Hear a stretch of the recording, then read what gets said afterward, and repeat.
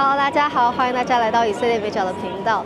你们现在看到的是耶路撒冷最热闹的市场，就叫做 Mahana Yehuda Market。但是等一下在10点钟的时候，全部的人他们都会静止下来，为什么呢？因为今天是 Yom HaShoah 大屠杀纪念日。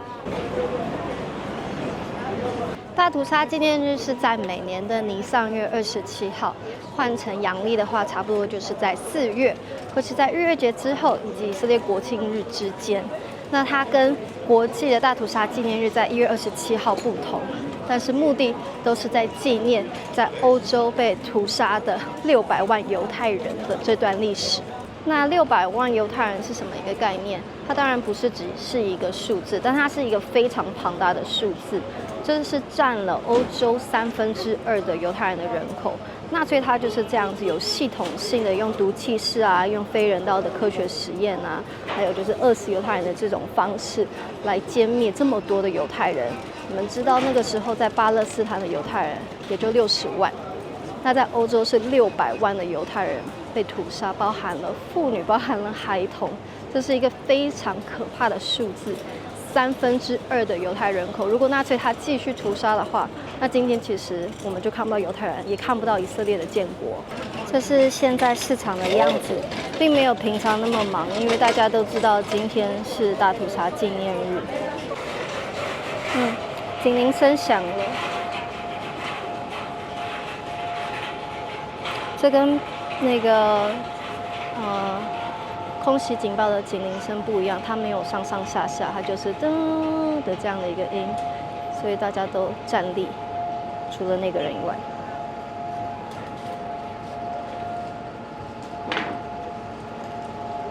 这里有一个太太，她没有停下来，可是她应该是犹太人，所以我也不是很确定她为什么没有停下来。她想到了，这个是大屠杀纪念日的警铃声。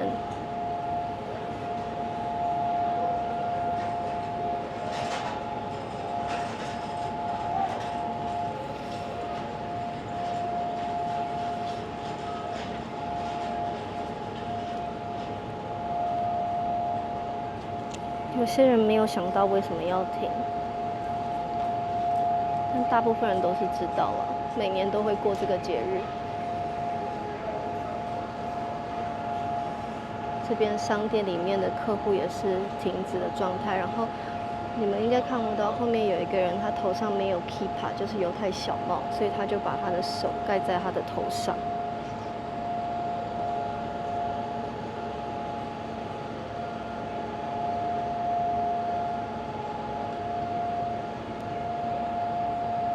然后也有人就是无所谓了。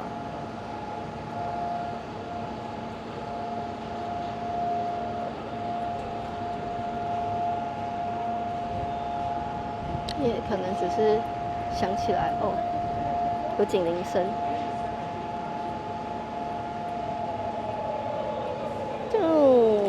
这样就是结束了，然后大家就开始继续日常生活、采购啊，或者是其他要做的事情。那刚刚的那辆大卡车也有停下来，然后现在应该就要继续开了。你看。开始滴滴滴滴滴，他其实可能刚才早就想要倒车，但是卡在有那个警铃声，所以也是停下来，那个安安静静的跟大家一起肃静表达哀悼。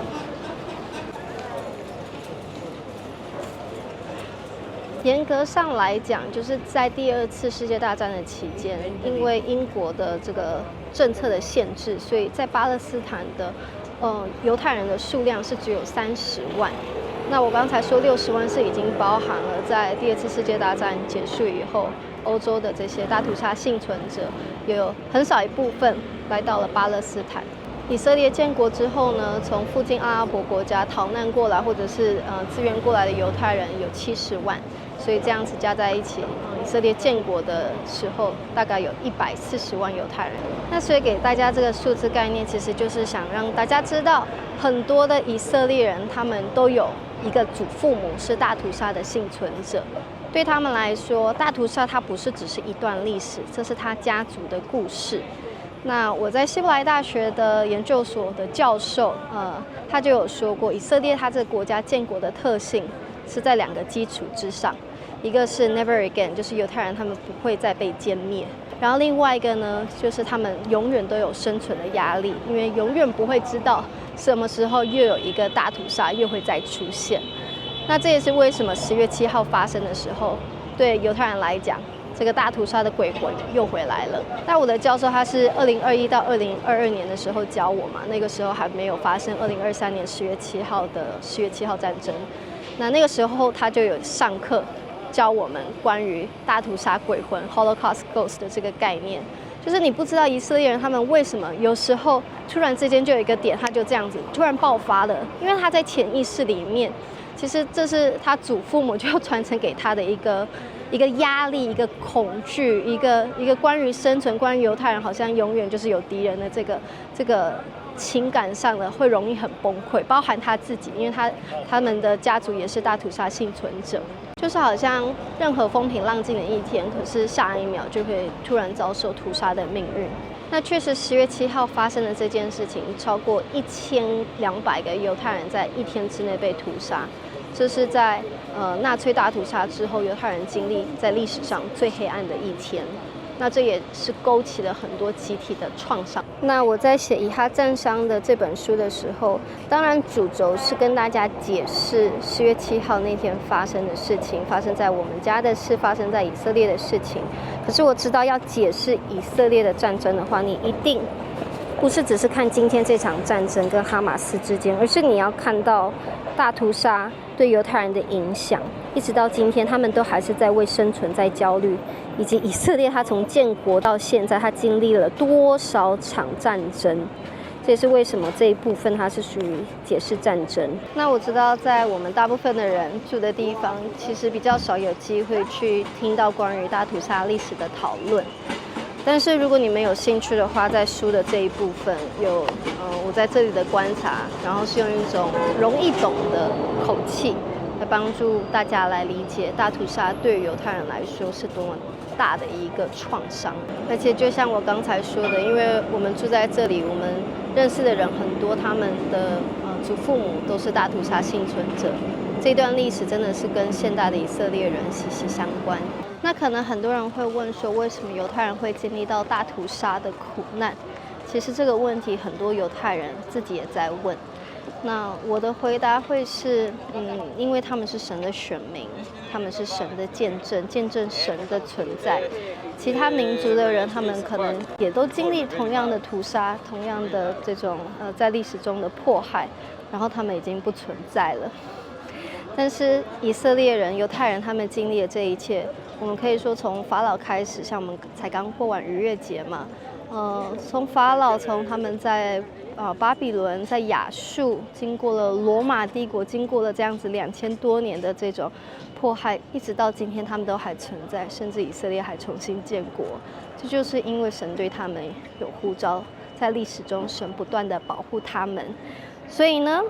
以色列他是神的选民，是神的见证。在申命记32章9节，耶和华的份本是他的百姓，雅各是他产业中的份。以赛亚书43章10节，你们是我的见证，是我所拣选的仆人，使你们可以知道并信服我，又明白我就是耶和华。在我以前没有真神，在我以后也必没有。那在历史中，神并没有离弃过以色列。以赛亚书48章10到11节，虽有炉火煎熬，我却不灭绝你，因为我自己必不将我的荣耀归给别的神。最后就是以色列，他虽然他经历了这一切，他也得到了管教，但是他没有被灭绝，这是因为神给他的保护。在以西结书36章22到24节，我必使你们从万民中出来，从分散的各国内聚集你们，领你们归回本地。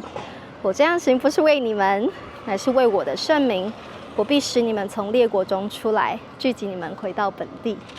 那我其实每一年都有做关于大屠杀纪念日的影片，有兴趣的话可以看以前的影片。那去年呢，因为以哈战争的关系，所以在做了影片，就有人留言就说，现在以色列对加萨做的事情，不就跟纳粹一样吗？那其实完全不一样。为什么不一样？因为在1948年以色列建国后，加萨的人口它是20万个阿拉伯人。我为什么会说阿拉伯人？我等一下会跟大家讲。20万人，那现在加萨的人口是多少？是200万。也就是说，如果以色列它真的有在进行种族屠杀的计划的话，那它非常失败。它20万人，它过了这么多年，还让它成长了10倍。你知道希特勒他在6年之内，他是歼灭了犹太人在欧洲2/3的人口，这个落差有多大？所以你完全就知道以色列它并没有在种族屠杀。或者种族清洗巴勒斯坦人，甚至这个巴勒斯坦的意识非常的强烈，强烈到连在耶路撒冷在学校，当我们在指这些阿拉伯人的时候，学校的老师都会为了要尊重人家的关系，就会说巴勒斯坦人。但其实巴勒斯坦它是一个地区的名字，我在书里也有写。当时不管是犹太人、是阿拉伯人、是德鲁兹人、是亚美尼亚人、是基督徒。大家都是巴勒斯坦人，并没有专属于就是住在巴勒斯坦地区的这些阿拉伯人才能称为巴勒斯坦人。可是现在这个定义呢，就是好像你们在新闻看到，就是只有巴勒斯坦的阿拉伯人可以称为巴勒斯坦人。那为什么这一点很重要呢？因为以色列境内，它21%的人口就是阿拉伯人，就是所谓的巴勒斯坦人，是同样的血缘，没有不一样。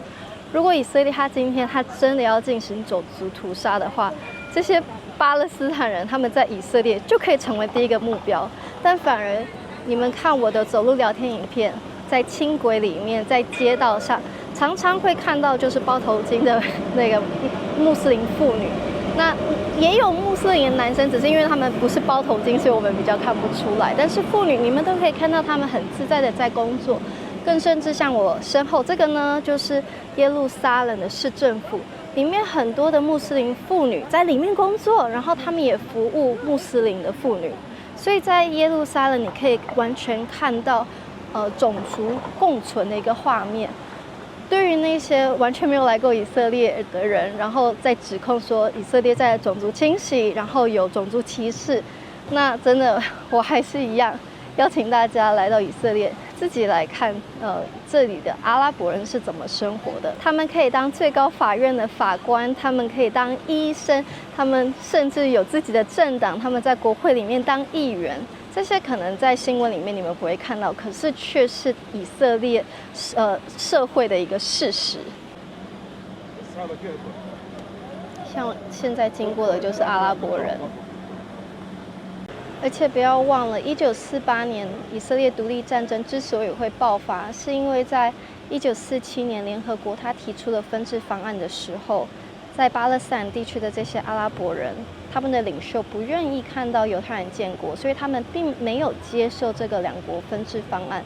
然后反而选择对犹太人发动战争。他们就是不要看到以色列这个犹太国家的建立。那这也跟我刚才说的经文一样，因为他们这样子就可以证明耶和华不是真神，但是耶和华神为了要证明他是真神，他会让这件事情发生，所以以色列他奇迹似的复活了。那因为阿拉伯人向犹太人宣战，然后输了这场战争，它的结果就是他的人民有一些就往加沙那边去，那是由埃及统治，也没有所谓的巴勒斯坦国，埃及也没有让巴勒斯坦的这些阿拉伯人建国。那另一部分呢，就到了西岸地区去。西岸地区是由约旦统治，因为约旦河嘛，约旦河的西边，所以称为西岸地区。约旦人同样也没有让这些巴勒斯坦的阿拉伯人建国。那这是一直持续到1967年。那这就是历史的一部分。因为输了战争，所以没有了土地。那并不是一开始犹太人就不愿意，就是看到阿拉伯人在巴勒斯坦土地上有自己的国家，更甚至其实约旦它本来就是由英国人切出去给阿拉伯人的土地。那我当然希望全世界所有无辜的人都不要丧生性命在任何一场战争，包含加沙里面的人，他们当中也有基督徒，虽然是非常的少数。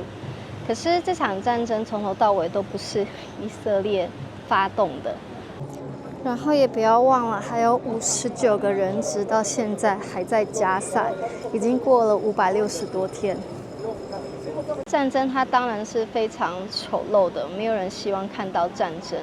可是如果有人说以色列人现在对加萨人做的事情，就像是纳粹对犹太人做的这种种族屠杀是一样的话，那这是一个非常荒谬的一个指控。因为纳粹对犹太人做的是一个系统性的屠杀，是真的在灭绝一个民。那所以在每年的 Yom HaShoah， 就是大屠杀纪念日的时候，犹太人他们告诉他们自己，也告诉全世界，他们记得过去发生的事情，他们记得这600万的犹太人是怎么样子被歼灭的，他们也告诉全世界，他们记得，而且他们会继续的保护自己，他们会活下去。那10月7号对犹太人来讲，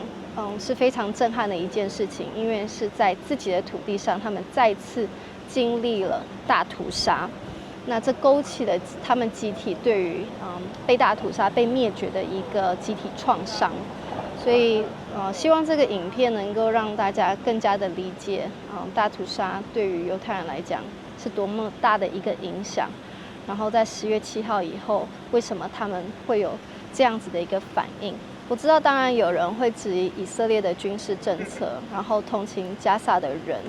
可是也必须要理解，犹太人因为经历了这么多的苦难，他们心中永远有一个伤口，就是当全世界都对他们关上门的时候，他们只剩下自己，所以他们必须更加的坚强。那如果你们觉得今天这个影片对你们有帮助的话，欢迎转发给你们的朋友，也欢迎买《以哈战伤》这本书。然后，如果还没有订阅以色列美角的频道的话，可以订阅。如果想要更多的支持的话，也可以加入会员。就这样咯，大家拜拜。